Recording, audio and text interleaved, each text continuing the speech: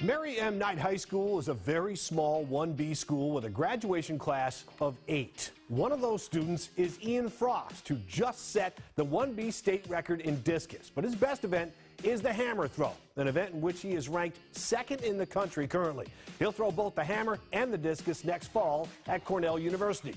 The Ivy League school is located in Ithaca, New York. That's a long way from unincorporated Matlock, Washington. Well, it's a lot of trees. We have a store, and that's about it. It's just the store and the school. We're graduating 8 kids, so you get a lot of one-on-one with the teachers. That's all there is to it around here. We have one street light. Hey, what's life like in a school that size? It's pretty different. I do running start, so I've experienced the big schools. Like I'm doing community college, dual enrollment right now. So I know what it's like being at a bigger school and taking classes in a bigger school. And it's a lot different. I mean, you know everybody. I've grown up with everybody since like preschool. I've known everybody for 14 years now. What do your parents think about you going to college across the country? Yeah, they were excited. My mom wasn't completely on board. She wanted me to go a little closer. I had a visit lined up with Washington State because she wanted me to see a school closer. And she told me when I started the process of recruiting that I could go to any school I wanted to as long as there was a direct flight to that place. But Ithaca, being a really small town where Cornell is, I didn't really follow her direction. No, you didn't. Tell us what it takes to throw the hammer. Is it more about strength or technique? Yeah, it's technique, all technique. It's completely different than any other throwing event because then pretty much every other throwing event you want to stay wide, and that really builds in with the strength. But in hammering, you want to stay tight. It's all about technique. Yeah, and just practice, like lots of practice, pretty much. I mean, anybody can be good at it as long as you practice and just focus on the technique.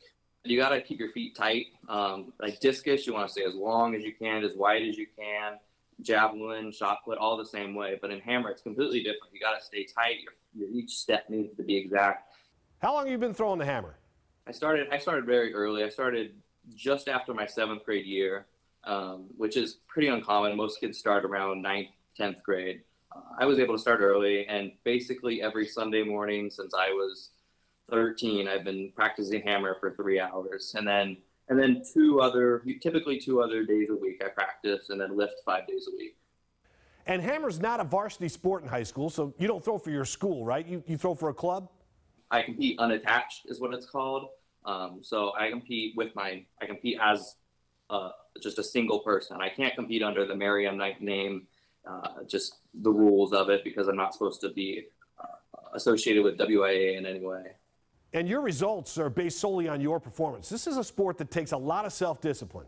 I think that's what's really helped me in my education too. Is I was taught track pretty early. Since 5th grade, I was pretty into it, and just the traits you need for track are very similar to any other part of your life. It's all about yourself in the end, right? So, and that's what track is. You have to motivate yourself, and when you do really well, it's all on you, or when you don't do well, it's also on you. There's no one else to blame, or there's nobody else to congratulate except yourself. So, and I think that's a metaphor for life. That's a kid with a good head on his shoulders. Ian recently set a personal record in the hammer at 215 feet. That ranks him second in the country in hammer, which has become kind of a family affair. Ian's sister Hannah won a state title in the event and now throws for North Dakota State. Ian says he wants to study biological engineering at Cornell, and you saw him wearing the big red t-shirt and wearing it proudly, as he should be. Good luck, Ian. Thanks for joining us in the Prep Zone Plus.